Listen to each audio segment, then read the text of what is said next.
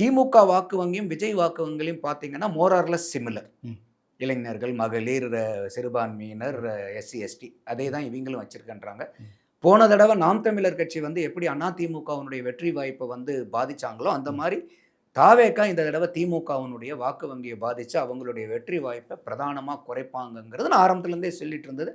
இப்போ கருத்து கணிப்புல வர்றதெல்லாம் அந்த மாரி இருக்கும்போது, மேபி நம்ம கூட கொஞ்சம் நல்லபடியா சிந்திச்சிருக்கோமோன்னு தோணுது. ஆனா இது எல்லாமே மே 4ஆம் தேதி தான் தெரியும். ஓகே. இதெல்லாம் கண்டிஷன்ஸ் அப்ளைடு மாரி தான். மக்கள் தான் கடைசீட்ல எஜமானர்கள். நம்ம நினைக்கிறது வந்து பொய்த்தும் போகலாம்.